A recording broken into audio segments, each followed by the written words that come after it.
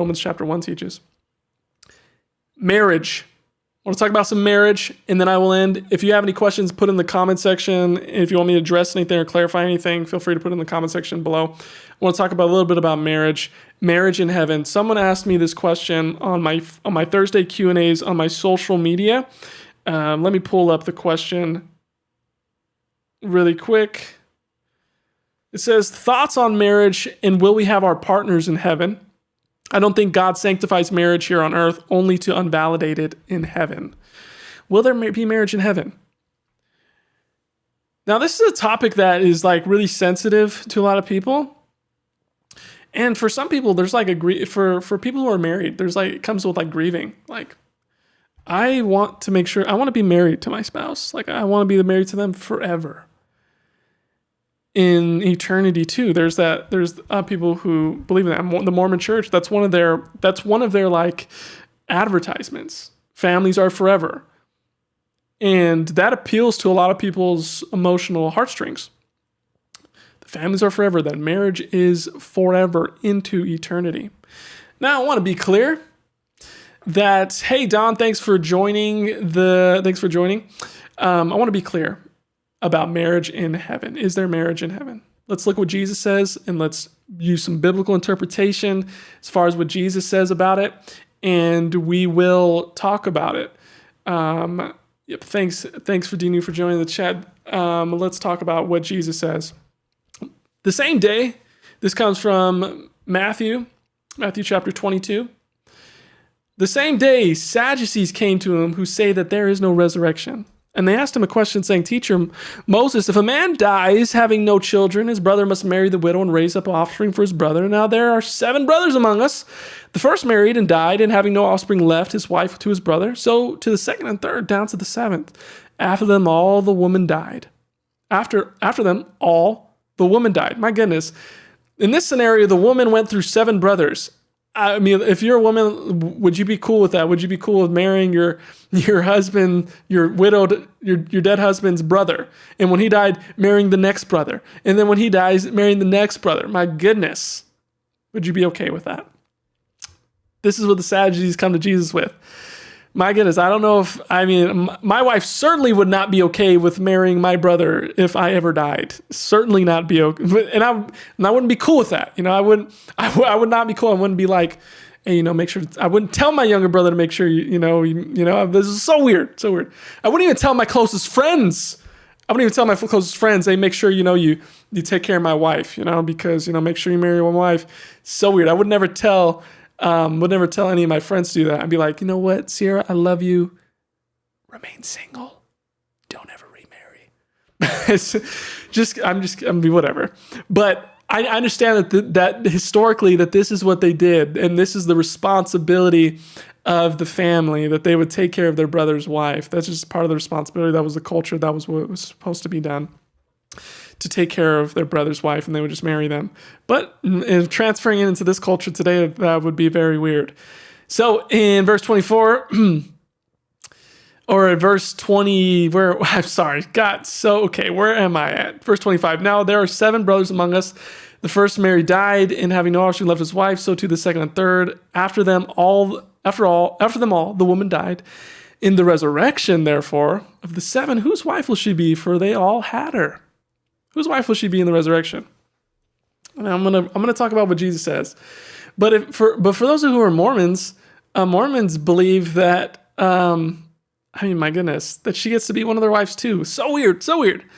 Polygamy still exists within the Mormon Church. I don't know if you're aware of that. Polygamy still exists within the Church of Jesus Christ of Latter-day Saints. Not one of the weird sects, but in the Church of Jesus Christ of Latter-day Saints, polygamy still exists in the sense of, if your wife dies, you can remarry again.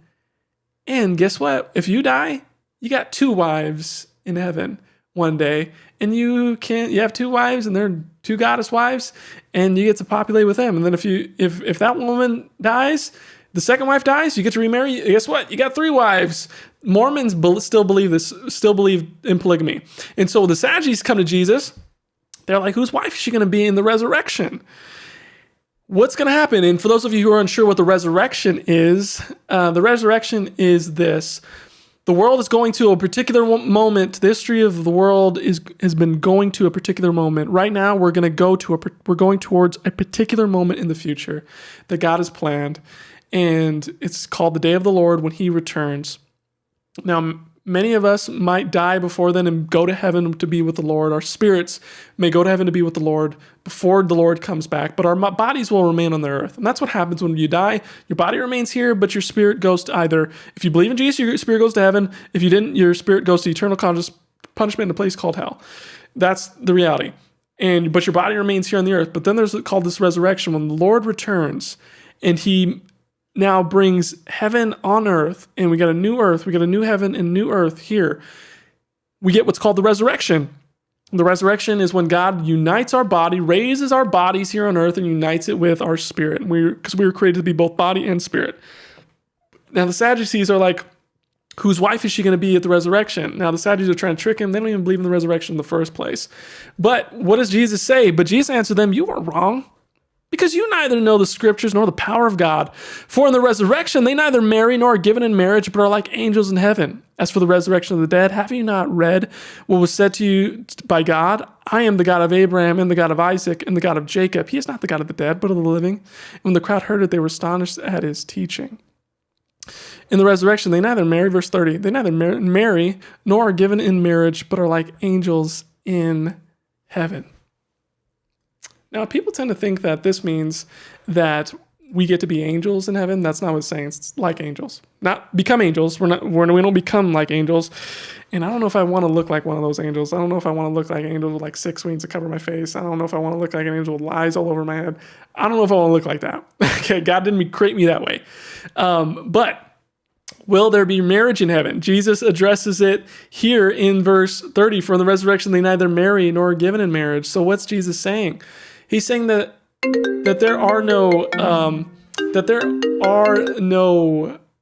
there will be no individual marriages in heaven. That won't happen anymore. Why does marriage even exist? Ephesians chapter 5 says marriage is meant to be a picture of the gospel. The marriage is meant to be a picture of Christ's sacrificial love for His bride, the church. So there won't be individual marriages in heaven and at the resurrection, but there will be a marriage. So, although we will not be individually married, here's an interesting concept, and this is the reality. All those who believe in Jesus, we will all be married together to Jesus. We will all be married to Jesus. We're all the bride of Christ. Marriage will exist in heaven, but it won't be individual. And your relationships, if you do have a spouse, your relationship with your spouse doesn't diminish, but your relationship with your spouse actually gets better. I mean, I'm sure my wife will be glad that I'm going to be perfect in heaven. I'm not going to be the sinner that I am now, and that she can enjoy time with me in heaven. Although we won't be having sexual relationship, we'll still be together with Jesus. So it's not like we all of a sudden just become individuals and just do our own thing, but that we're married together to Jesus. That individual marriages don't exist, but we will be married together to Jesus. And so that should give some comfort. Here's Revelation chapter 21. Revelation chapter 21 is the place where we're talking about the wedding that will occur. Then I saw a new heaven and new earth, for the first heaven and the first earth had passed away, and the sea was no more. And I saw the holy city, New Jerusalem, heaven, coming down out of heaven from God, prepared as a bride adorned for her husband. And heard a loud voice from the throne saying, behold, the dwelling place of God is with man. He will dwell with them, and they will be His people, and God Himself will be with them as their God. He will wipe away every tear from their eyes, and death shall be no more. Neither shall there be mourning, nor crying, nor pain anymore, for the former things have passed away. And He who was seated on the throne said, behold, I am making all things new. And He said, write these words down, for they are trustworthy and true. And so in this passage, if we go down a little bit more to verse 9, then came one of the 7 angels who had the 7 bowls full of the 7 last plagues, spoke to me, come, I will show you the bride, the wife of the Lamb. And who is the bride? Who is the wife of the Lamb? All those who believe in Jesus. We will be united to Jesus. We will have a feast. There'll be a best wedding that you've ever been to. And you will be there if you believe in Jesus. And you will be there with your spouse if you believe in Jesus. You'll be there together. Nate, you said something. I want to review what you said. We know what people are asking when they ask if they're in marriage in heaven. Yes, that is true.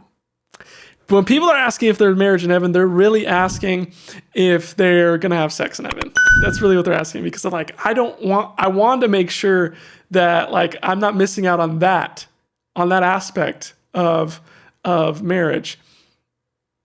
I really want you to know that really that you will be closer to your spouse in heaven, but just sex won't be sex for somehow God will fulfill us and satisfy all of our desires, that there won't be a need for sex anymore, but you will still be even closer to your spouse as you than you are now, but there won't be individual marriages, just for clarity's sake. Let's look at what the Truth Defender said. I'm tired of clicking on this. Okay. Hey, I nominate Nate and Dinu as mods for your channel. They're great. Yeah, I love them dearly. Thank you for joining in on the chat, Dinu and Nate. Grateful for both of you. Maybe when the channel grows, maybe with the Lord, if the Lord blesses them, chooses to bless us in that particular way, I would love to have them moderate.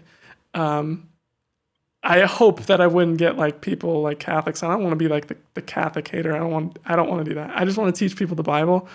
I'm a pastor, and here's one of the things. Like I'm going to be live streaming with Vocab soon. Loved Vocab, member of my church, and he's talked to me even when I go to like things like even when Doctor for the Block is at my church. For those of you who know Vocab, he talks about Doctor for the Block. Doctor for the Block is at my church. My church hosts it. I do a lot of things for graphic design work. I do a lot of things for Doctor for the Block, and I teach at it. But Vocab has always asked me, Eric, what should you teach on? And I'm like, dude, brother, I could teach on anything, because what a pastor does is he has to teach on everything. There's not necessarily niches that a pastor has, because he has to teach on everything the Bible teaches on. We have to be able to counsel people. So we have to be able to talk about counseling. We have to be able to speak into the culture. We have to be able to do apologetics. We have to be able to talk about theology and doctrine. We have to be able to exposit God's word and preach God's word.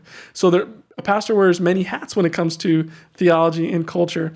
So I don't have a specific like am I doing apologetics? Yeah, I do apologetics, because you have to be a Christian.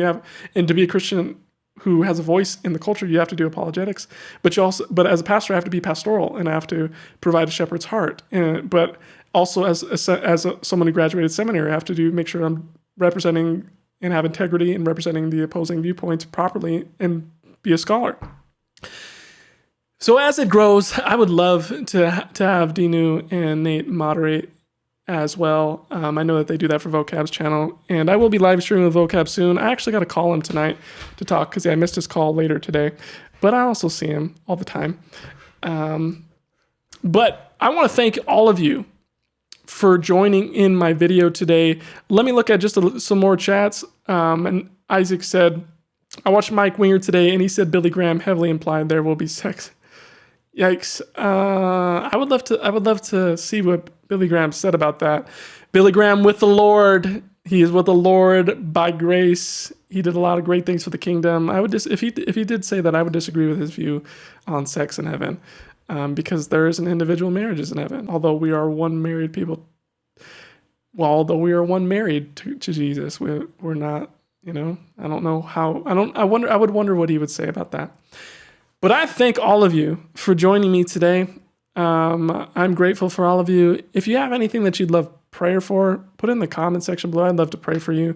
And I would love to just to keep you on my prayer list as I pray every morning before I do my devotions with the Lord.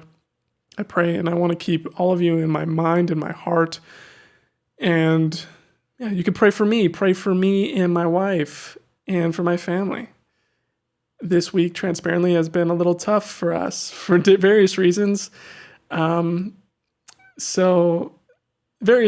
been tough because of just some obstacles we've had to overcome this past week. But we're grateful, and the joy of the Lord is our strength. My strength comes from my joy in my relationship with the Lord. So thank you all for watching today. If you receive value, like this video and subscribe to this channel, and I will see you in a future video. Thanks for checking out the video today. Feel free to ask any question you want in the comments section below, or you can simply comment and provide your perspective. Also, don't forget to like this video so that it'll boost up the algorithm so we can reach a broader audience, and subscribe to this channel. Feel free to check out one of these videos. I believe they'll provide value to your life as well. And I'll see